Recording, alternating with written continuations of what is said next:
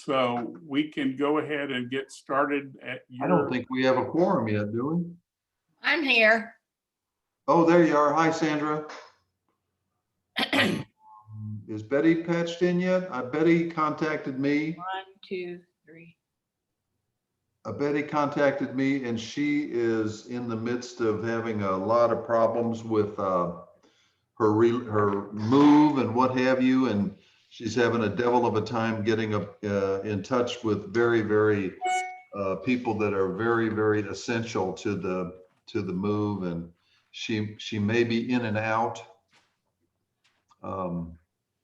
So I guess well, where's Mike? We don't have Mike.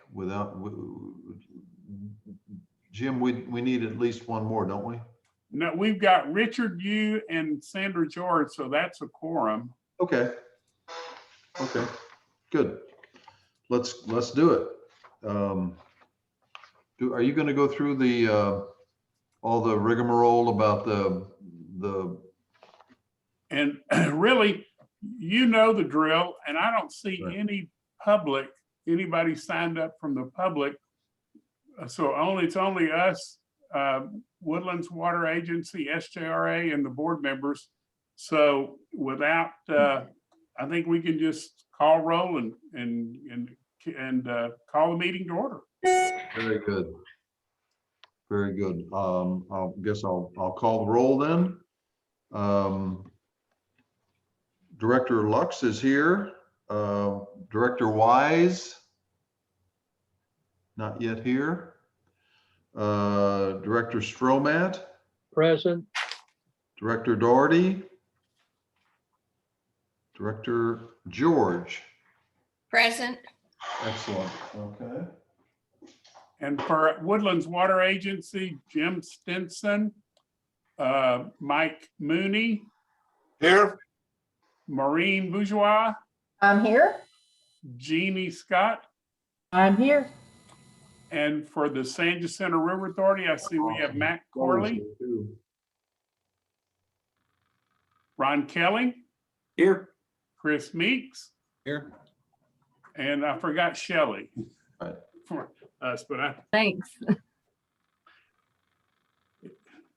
do not be offended. It was not intentional. Okay. That's that. Opening invocation and pledge of allegiance. Heavenly Father, we come to you today as an assembled body. We humbly request that you guide us to provide a spirit of welcome, to engage in respectful dialogue with wisdom, kindness, and humility for the common good of those we represent. Amen. Amen. Pledge allegiance to the United States of America flag. I pledge allegiance to the flag of the United States of America and to the republic for which it stands, one nation, God, indivisible, with liberty and justice for all. Texas This flag. pledge. Honor the And Texas Texas flag. flag. I pledge I allegiance pledge allegiance to to Texas, Texas. one state, Okay, under God, and indivisible. indivisible. Very good. Okay, agenda item number 3. Are there any members of the public who wish to provide comment? Hearing none, can move to consider and act upon requests for adjustments to or relief from the specific charges imposed by the district. Mike, that's usually your department. This is Mike. I have nothing this month. Very good. Good. Thank you. This is Jeannie. I don't have any either. Thank you, Jeannie. Consent agenda. Are there any questions regarding the consent agenda items? I have none. And Sandra, no. No. no, Richard, no. Okay, I'll make a motion that we accept the consent agenda. I have a second for that, please. Second. Sandra. Thank you, Sandra. Roll call vote. Director Lux, aye. Director Stromat, aye. Director George, Aye. Director Doherty, who just tuned in.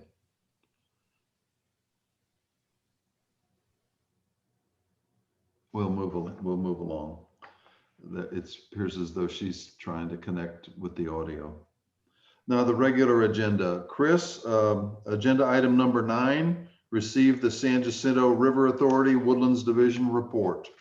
This is Matt Corley. I'll be taking this item. Oh, hi, man. Hello. You all should have a copy of the Woodlands monthly operations report with April data. I'll highlight the surface water to groundwater ratio year to date, which is September of 2020 to April of 2021. The current blend ratio is 48% groundwater to 52% surface water. Be happy to answer any questions y'all might have. I'm delighted to see that ratio. Even how did that occur? How did you get so close to 50-50? Well, so if you recall, in previous months, our blend ratio has been heavier on the surface water blend. And that's just due to lower demands. It's planned. And so as we move towards the summer months, heavier demand, you'll see that blend ratio get more to where we're budgeted, which is a 35% surface water to 65% groundwater. Thank you. Yes, sir. And Happy to answer any other questions you might have. if I may add to our report, that we just want to bring to everybody's attention, and I know you have an agenda item about the DFCs, but the proposed DFCs have been issued by GMA 14. There is a 90-day comment period, which will end about mid-July. But Lone Star is going to be conducting a public hearing on, they haven't scheduled the exact date, but it's either going to be June 7th, 8th, or 9th. While it is very important and appreciative to have written comments and resolutions and letters sent to Lone Star, it is also impactful to some extent to have people actually give verbal comments at the public hearing. So as soon as we find out what the date is for the hearing, we'll give that to Jim and he can forward it on to the rest of the directors. Ron, will those be open meetings or open in person? Their board meetings lately have been both in person, but they have allowed people to make comments. I guess it's WebEx or whatever they use. So, Okay. the answer to your question is both. Oh.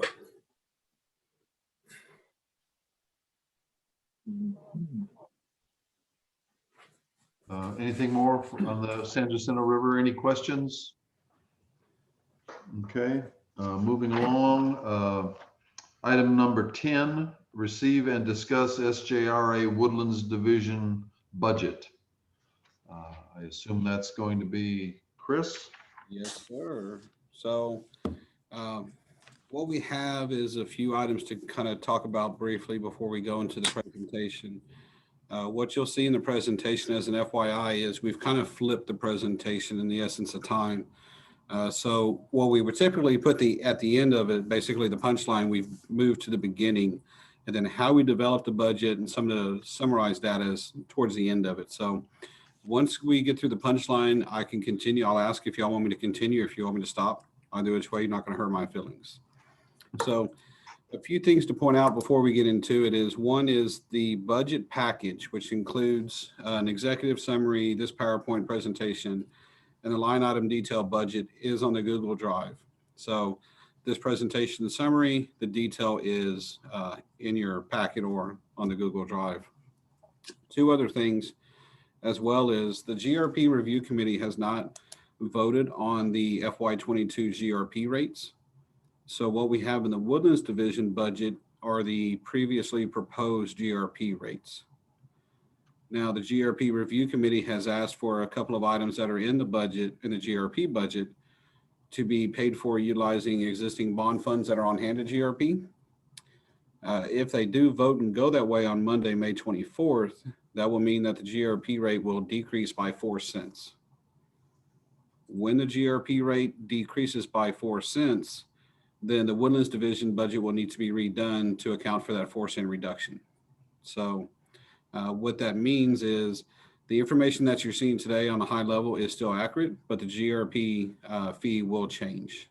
So a new budget will be handed out to the MUDs for discussion purposes as soon as that vote is done. So within a couple weeks afterwards.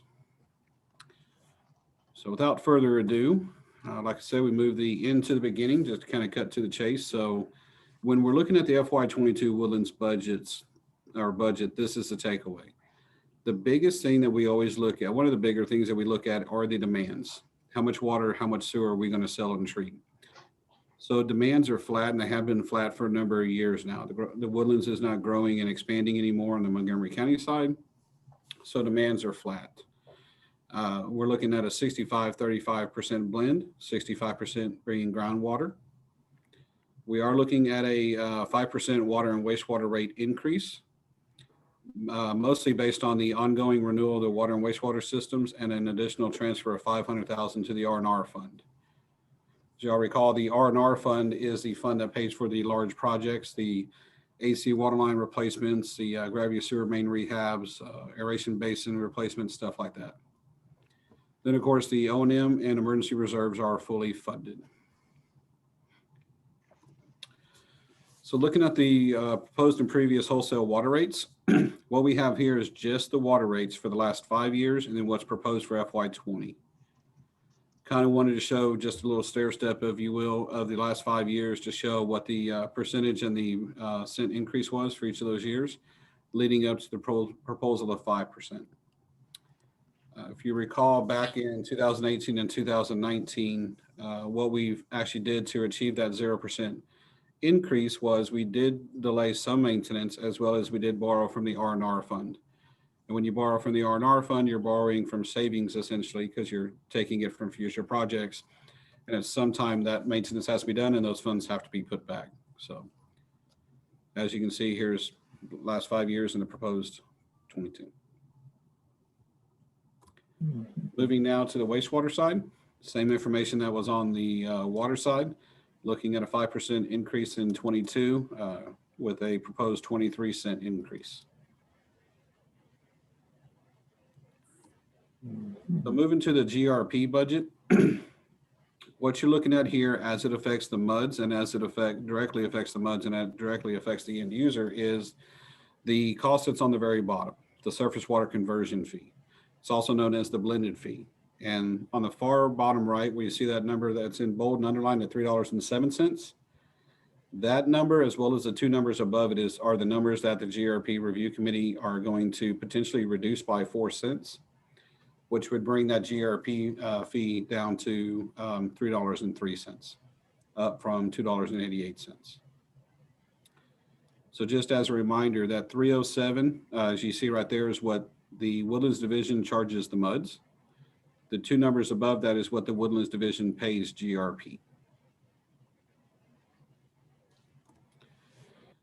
So at this point, everything before this was the punchline. Everything after this is basically just details on how we develop the budget and so on and so forth. So I'll ask if y'all want me to continue running through the presentation about another 10 to 15 minutes, or if y'all just like to ask any questions. Richard, do you have any questions? No, but I appreciate his depth of knowledge and I enjoy hearing his presentation. Sandra? I enjoy it as well. So if he wants to proceed, fine. If he doesn't, why? Please proceed, Chris. Will do. So what you're looking at on this slide called budget process, the middle and the left is what we've done up until this point. So basically, the fiscal year September 1st through August 31st. So that's when we do the budget for. However, we actually start the budget internally right around October with the 10-year project plan. So everything on the right is what we currently have to do. So starting in May, we present the budget to audit committee, trustees, MUDs, so on and so forth. Then in June, we come back and answer any questions, seek additional guidance. In July, we come back, ask any questions, seek additional guidance. And in July is when the MUDs direct their trustee on how to vote in August. So basically, we present the O&M budget in May, and the final approval is the second Wednesday in August. So there's enough time in there to get way in the weeds if you want to, ask a lot of questions and have a lot of good public input. So as we develop the budget, we look at level of service as one of the top items. What does the customer want? What are they willing to pay for? And what needs to be done?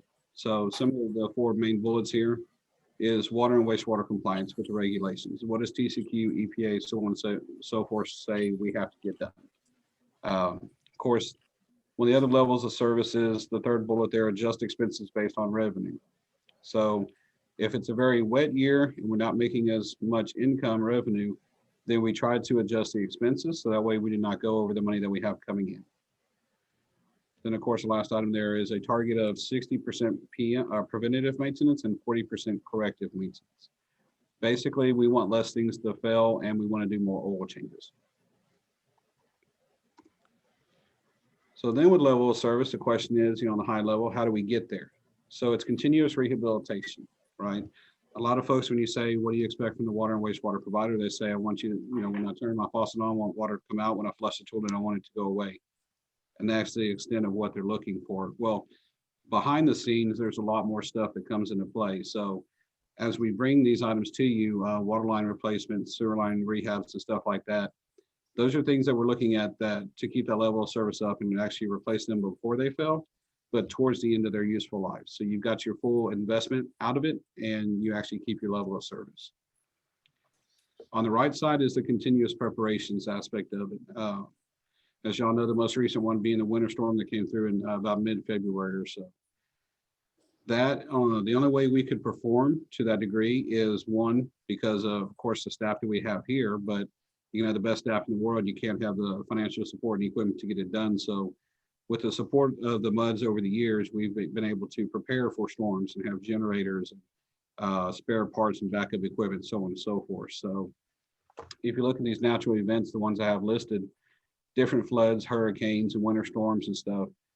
And in pretty much all of those, we've not had major catastrophes because there was a lot of continuous preparations in play. So moving on to a little bit more high-level budget prep stuff. On the operational side, what we look at is we always look at historical data. Not only the actual expenses, but also the demands, changes to blend ratio, any of the characteristics, like when surface water came in, we had to adjust alkalinity in the facility, blend ratios with that, and of course, chemical usage trends. So what you see of this little picture on your right over here is actually the chlorine usage for 2020 throughout the entire water system. So we track this information. Right here, all you're seeing is just the chemical usage, but then we tie it to a dollar figure, we tie it to a blend ratio. And then we just kind of see monthly how that blend ratio is going to change and adjust and what actually needs to happen financially going forward. Then of course, cybersecurity is something that we look at on the operational side. What type of firewall servers, special softwares, what can we do to keep cybersecurity at bay? And one of the bigger things, and also has a large impact on the budget, is the review of contracts. So we have contracts for majority of the things we do, all the chemicals, lawn maintenance, tree trimming, stuff like that. So we always review the contracts. We look at any contracts that have an automatic CPI, negotiated CPIs, anything of that nature. We look at fuel, what the cost of fuel is going to do, because the cost of oil actually has a lot to do with not only the delivery of our chemicals, but actually the makeup of our chemicals as well. So look at fuel, electrical, we look at any contracts that need to be rebid. The sludge contract in the budget was rebid, and I think we got those about a month ago. So we expected a price increase of about 10%. It came in about 12 to 15%. So have to look at any new contracts, and basically it's a very thorough review. We don't just take last year's budget, add 10% to it and go forward. We actually look at a lot of different things on everything operationally that we do.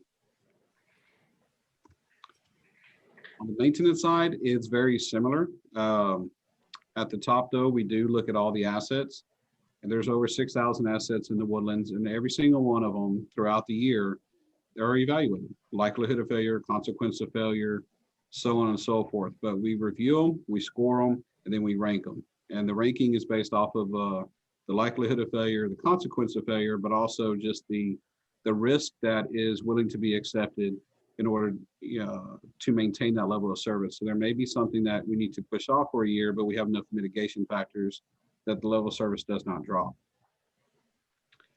Then we look at physical security, gates, fences, doors, buildings, those type of things.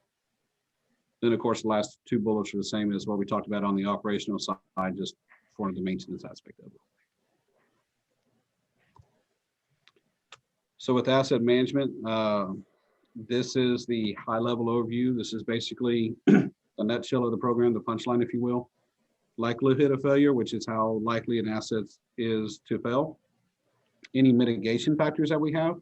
So if we have spare parts, redundant pumps, spare pumps, contracts, so on and so forth, we reduce the likelihood by those aspects. Then we look at the consequence.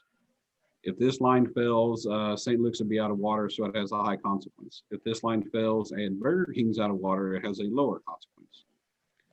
Minus any mitigating factor we may have, and then we come up with a score. After we get that score, which is called the BRE, business risk exposure, we then rank it, which is what you see on the right. The higher the score, the more urgent it is to get done. The lower the score, we just watch it every year and continue rescoring. So getting into a little bit more specifics on the budget, everything on the left we've talked about before, ongoing maintenance, demands are flat, blend ratio 65-35.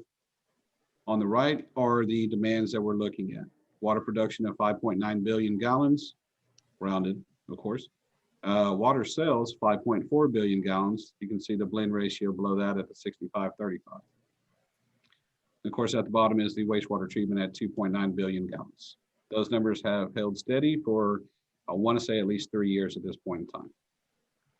Of course, I will go off to say that, of course, these numbers are based on what I consider an average year, 50 inches of rain throughout the entire year. If we have a dry year, those numbers go up. If we have a wet year, those numbers go down. So high level of the line items that you have in your budget, just summarized everything. You'll see three main areas here that have caused the 5% increase in some case. One is salaries, wages, and employee benefits. First is there's a 9% healthcare increase, health benefit increase. The second is that it does include a 3.5% merit, promotion, and market adjustment increase. And the third is there's a total FTE increase to the Woodlands division of 1.3 FTEs. The biggest ones of those are going to be, one, there's a new director of legal services that resides at the G&A building in the senior management team. That person is charged to the Woodlands division 20% of their time. That's new this year. Also, the accounting department did an assessment or an audit, if you will, since it's accounting, of their department and where their actual time was going. And what they found is that the Woodlands division for a number of years actually was using more time than being charged. So what accounting did is they actually reallocated time to the tune of half an FTE to the Woodlands division to account for all the expenses, POs, requisitions, so on and so forth coming in and out. And then the last biggest thing under salaries, wages, and benefits is the fact that the utility enterprise, just as a reminder, is the management team that oversees Woodlands and GRP. And that was created January 26th of 2020.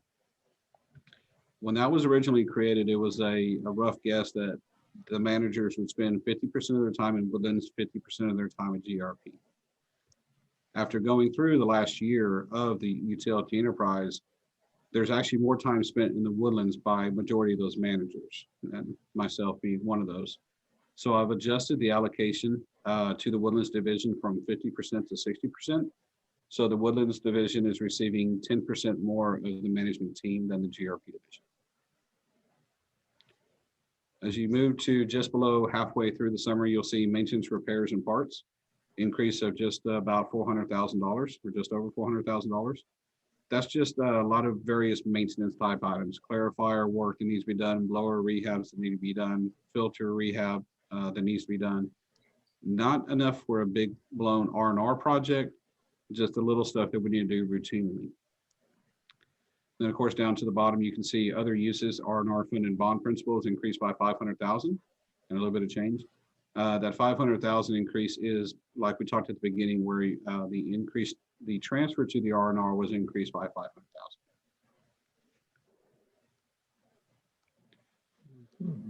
So with this slide, when we met with the audit committee asked if there was any way to reduce the increase. And so I could think of three ways to decrease the rate increase. The first is to delay projects. So you look at maintenance and you say, okay, what can I push off? What do I not need? What can I just kick down the road? Well, thing is, everything's in the O&M budget or the R&R plan because it's needed. There's nothing that's not delayable. Now, we could find something if that's a request, but there comes with a higher risk. The second item that was looked at was the bonds that were sold back in 2017, which is what you see on your screen. As you can see at the very bottom, estimated remaining at this point with the items above it, a lot of those being assumed, it's roughly $2.5 million. But the problem with $2.5 million is it can only be used on capital wastewater projects. Looking at the O&M and looking at the R&R for FY22, there are no sewer capital projects that the bonds could be used on. Which then brings up the third item is if we want to reduce the rate, we can do what we've done before, where we go and we allocate some funds from the R&R plan, the R&R fund, which I believe has about $3 million in it for future projects. We could borrow from savings to reduce the rate increase this year, then get a higher rate increase down the road. So if there's any direction at some point by the MUDs, I'll need to know that so we can, of course, adjust the budget. So kind of wrapping up here, these are the meetings as they currently sit for the rest of the year for the public input. Regularly scheduled trustees meetings, MUD meetings. We do present to 386. They are the 11th MUD. Montgomery County portion of 386 only though, not the Harris County. So the public would like to know where they can have input into our budget. You have these meetings they could attend. And that is all I have, unless you have any questions. Thank you, Chris. Thank you, Chris. I have no questions. All right. Yeah, very thorough. Thank you. Thank you. Director Doherty, welcome. Glad you're Thank- here. You have any questions? Nope. Great. Glad to be here and very impressive. Thank you very much. Thank you. Okay. Does that complete item 10, Chris and Ron? Yes, sir. Anything to add? Good, very good. We can move to item 11, receive information from homeowners at number 3 and number 7 East Horizon Ridge Place regarding property erosion. Mike, I believe this is yours. This is Mike. Yes, it is mine. I met with the homeowners last week, and I also had a contractor meet us out there to give his opinion and his suggestions. The contractor is going to work up a cost proposal for two proposals, one for the stuff on the homeowner side of the fence, one for the stuff on MUD district side of the fence. I'm assuming the contractor would want to get a couple more proposals, but at least we're kind of getting something started.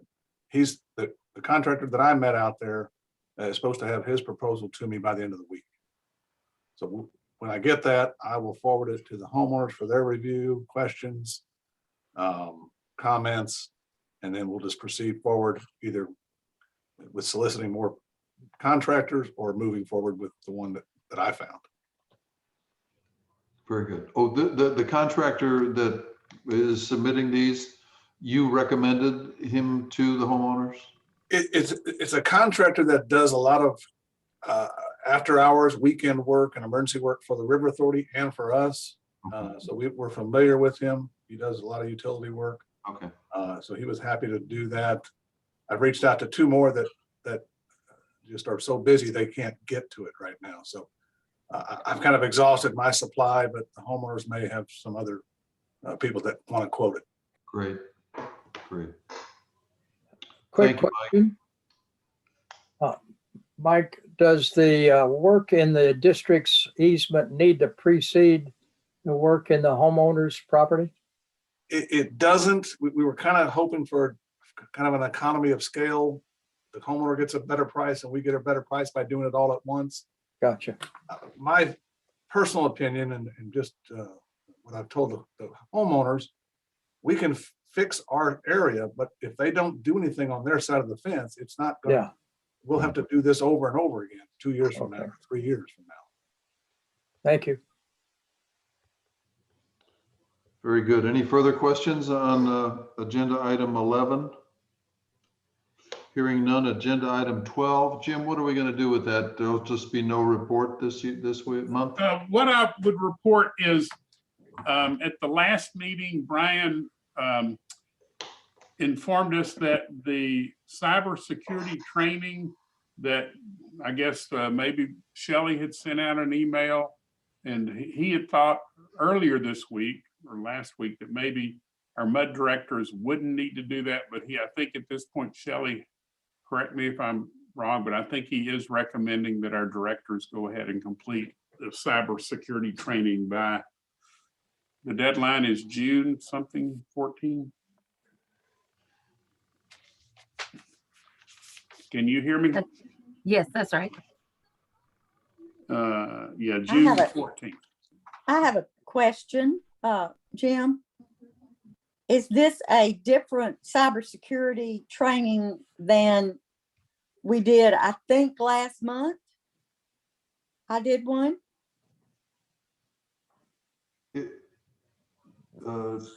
Betty, was it hosted by a gentleman from Jones and Carter? It was online? Well, I did. AWBD? I did it online and it was the, AWBD training. Yes. No, you're done, Betty. I've got your certificate.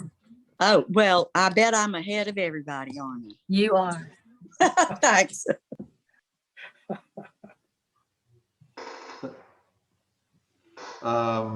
Further additions, Jim, to the attorney's report? That's it? That is it. Yes, sir. Very good. Agenda item 13, consider an act on resolution regarding the desired future conditions for aquifer management in Montgomery County. That's on pages 23, 24, and I might add 45 in our meeting packets.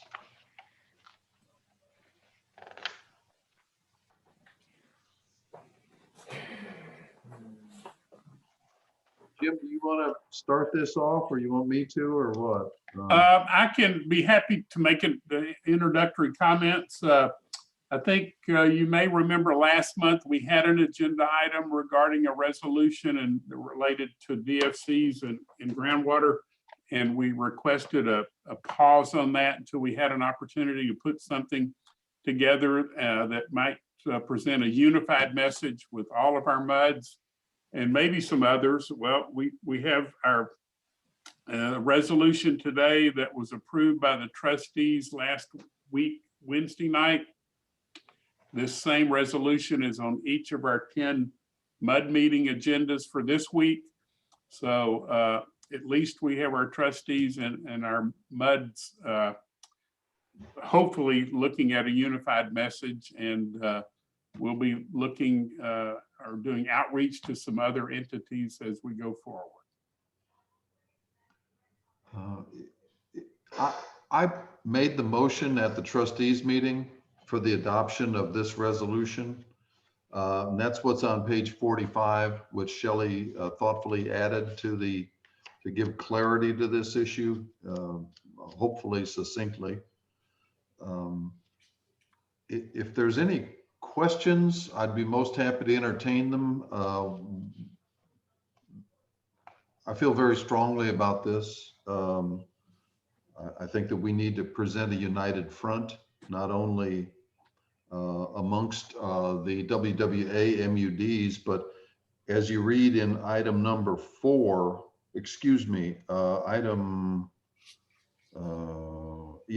item number 4 of the various asks that I gave to the Board of Trustees. Number 4, I petition each of the directors of MUD 60 to use their personal networks of residents to visit stopoursinking.com and see the information that is presented, familiarize yourself with it. And once you're familiar with the information and you have an opinion, or they have an opinion, to make that public either in writing or, as Mr. Kelling said, in person to the Lone Star Groundwater Conservation District. The way I feel about this is that, I mean, we're having impact now, but I think our future generations are counting on our action at this time. If there's any further questions, I'll be most happy to answer them. Failing any questions or need for questions, I'll make a motion that we approve this resolution as submitted and submitted, and ask that the general manager and staff complete the, well, I guess we'd have to sign it, and have it forwarded to Lone Star Groundwater Conservation District. And I second your motion. Thank you. Thank you, Betty. We have a motion and a second, I guess. Discussion regarding this matter? It sounded like a good resolution, Bob. Thanks for writing it. I did not. It was a collaborative document. There was a lot of input by a lot of people, and I think it ended up pretty good. You know. I think that's all the more reason for moving forward with it and approving it. Okay, let's take a roll call vote. Director Doherty? Yeah, I approve it. Yes. Okay, Director Lux, yes. Director Stromat? Yes. And Director George? Yes.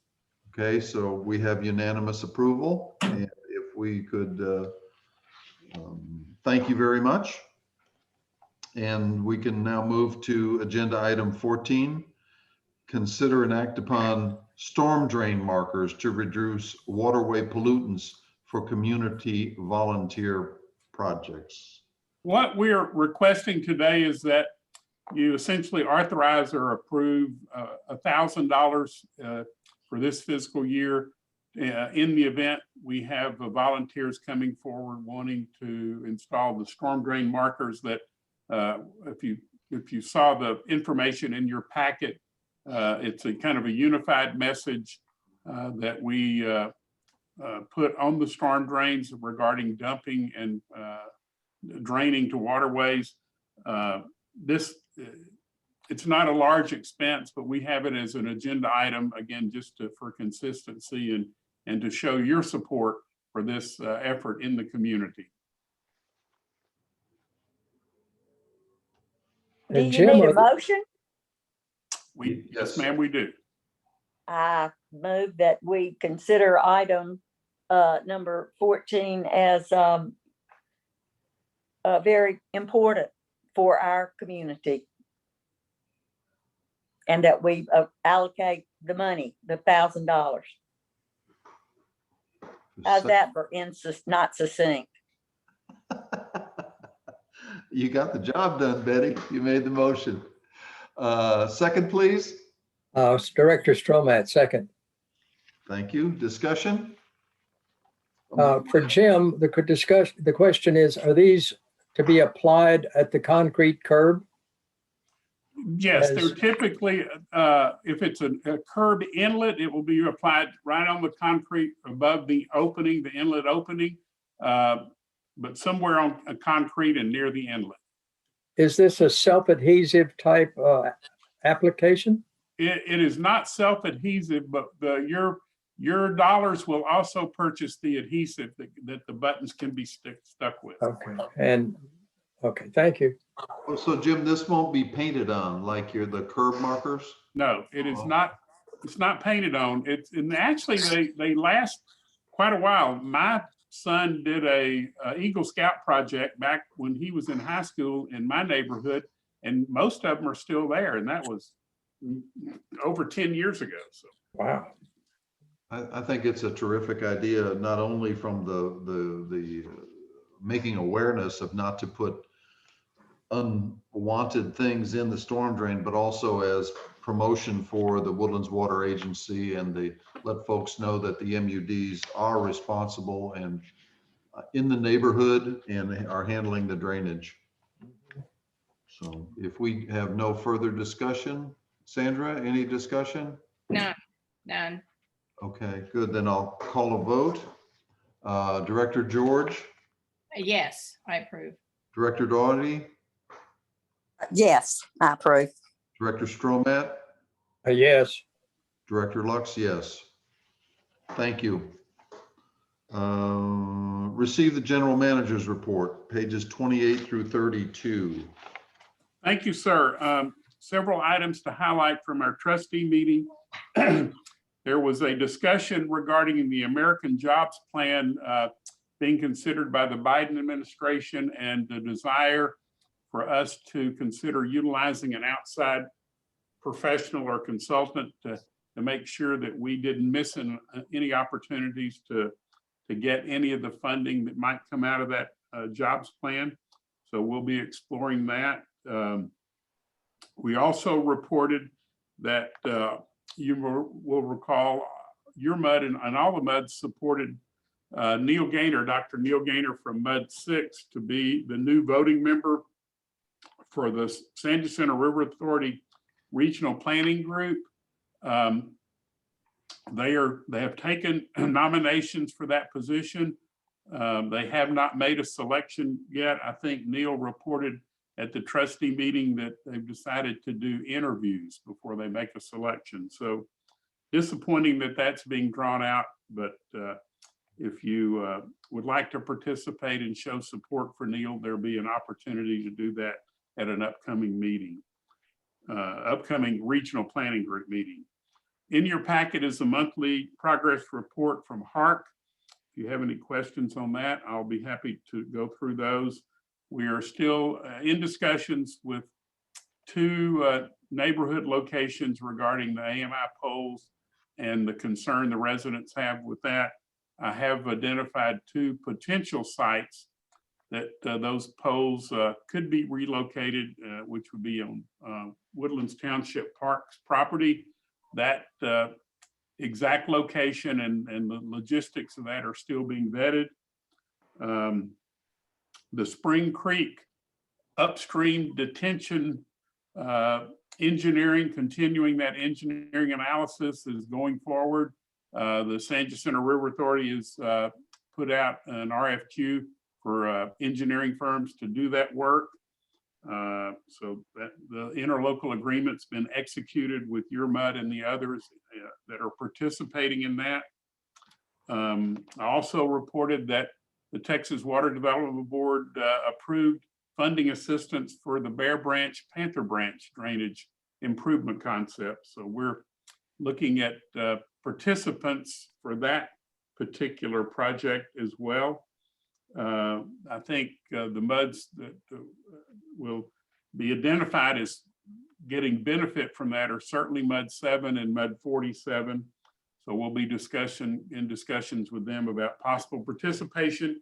And the township, that project, as I've stated several times, will open up Research Forest Drive between Gosling and the West End, which is a major thoroughfare in the Woodlands. So I think there's some potential benefit to the county and the township and fire department for having that major thoroughfare open during major rainstorms. Ed Shackelford did give a presentation regarding a Trinity River water supply option that is going to require some action by the San Jacinto River Authority Board in the coming months. There's a rather detailed explanation in your trustee summary in your packet. No actions requested today, but at some point, we'll be asking that the MUDs and the trustees give feedback to the San Jacinto River Authority on that topic. Chris Meeks and his staff reported that the preliminary engineering report for the 10-man exhaust system at wastewater treatment plant 1 was received. The trustees asked that the staff move forward with narrowing down the options for that project. And also, Chris introduced an additive that is showing progress in some areas for reducing odor, and the trustees authorized and requested they move forward with placing that chemical additive into the system to see if there's some benefits that we can get out of that. We have an update on our social media and public education outreach is in your packet. Maureen also compiled a list of Woodlands Water Agency operational efficiencies that are in your packet. Please take a look at those.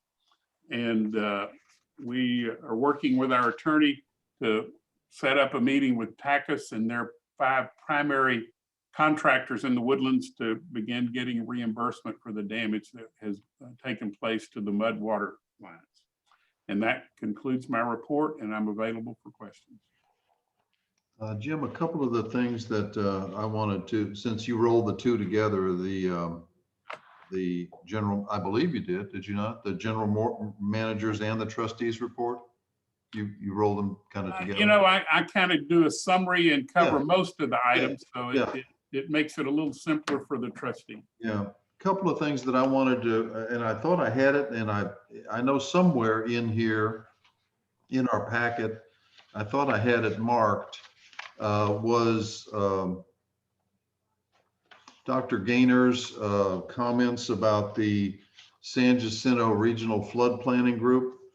Yes, in the packet are some remarks that he requested be inserted in the mud packets. It varies depending on what mud it is, but it's in there. Let's see. I apologize. I'd have swore I had it tagged because I wanted to make a comment about it, but let me proceed. This has been very frustrating because Dr. Gaynor is highly qualified, and I would think that the regional flood planning group would be just delighted to have him as a board member. But for whatever reason, this has become far more laborious than other, did I find it here? It's on page 47, I think, in your packet. Oh, okay, yeah, I've got it tagged. I just couldn't find it. Anyways, when you get a minute, if you'd read that.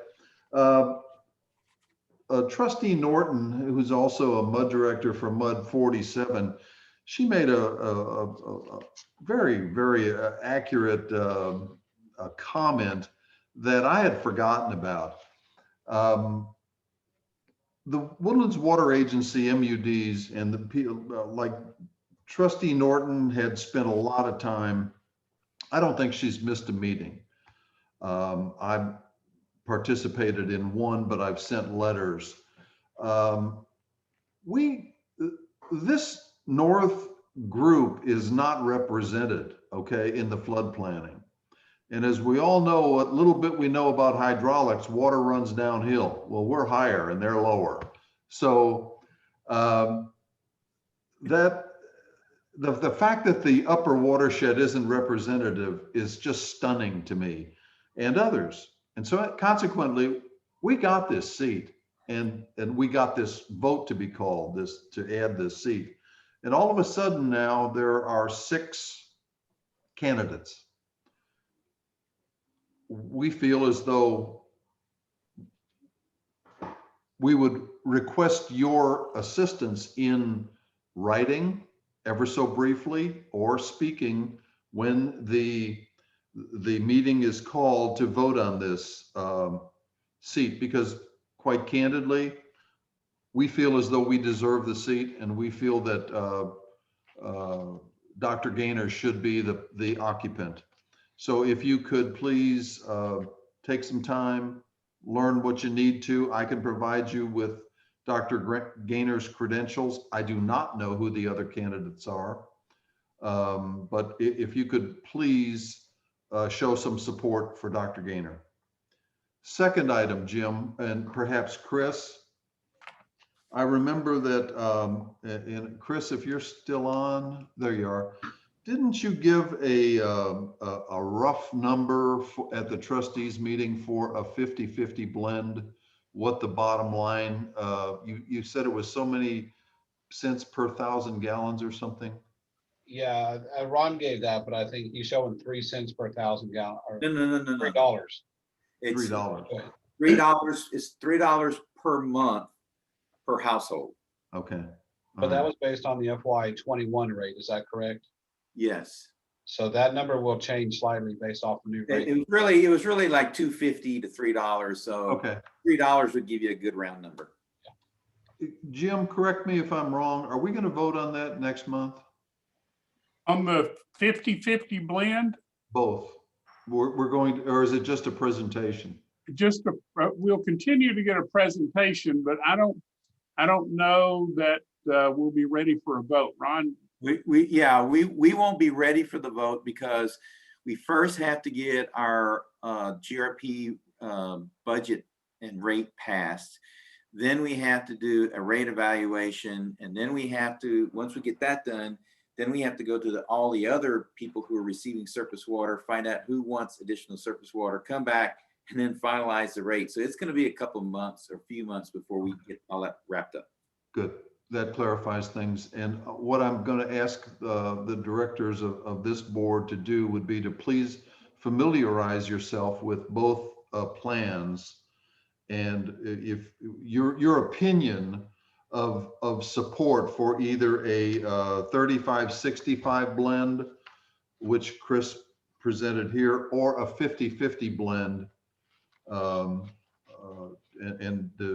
If you feel as though we can straightforwardly recommend the increase of the 50-50 blend, if the value to our residents will be commensurate with the expense, and that'll be a 2-month process.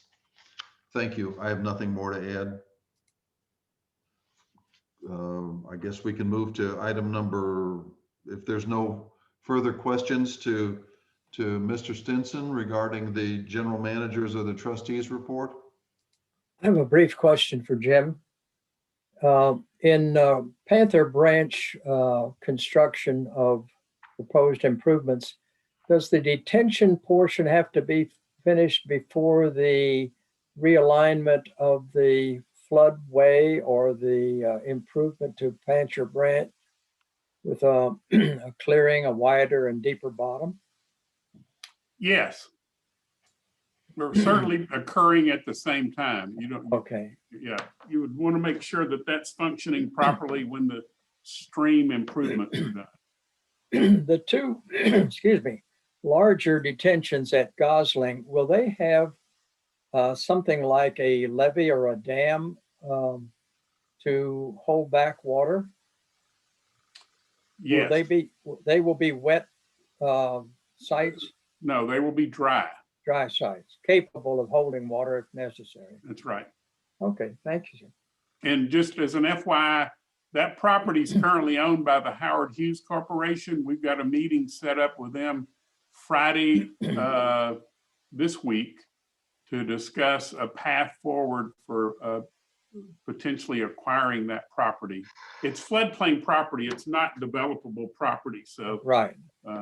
We hope we can get their cooperation on that. What is the acreage size of the area west of Gosling, approximately? I don't know. I'd have to go back. I don't remember. 20 acres, 10 acres? I think it's 20 plus. Okay, thank you. Thank you.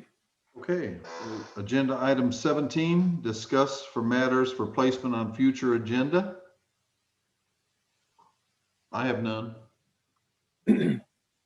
I would like to hear from Brian a bit about controlling laws or the history of the creation of river authorities, given the energy that's going on about the sunset on the river authorities, could I could benefit. I don't know how the board feels about having Brian give us a background on the history. I would appreciate that as well, Richard. This is Betty. Yeah. So whatever that's worth, why, if that's appropriate, we could ask Brian to give us a high-level history report.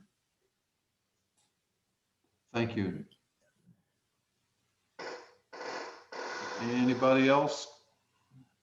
Sandra, No, nothing. Betty? No, sir. Very good. I believe we've come to item number 18 of the agenda, which is the adjournment. Move to adjourn. Second. Second. Thank you, Bob. Thank You're you very all. welcome. Thank you all. Everybody, bye-bye. Have a good Bye-bye. Thank afternoon. you. Bye-bye. Bye.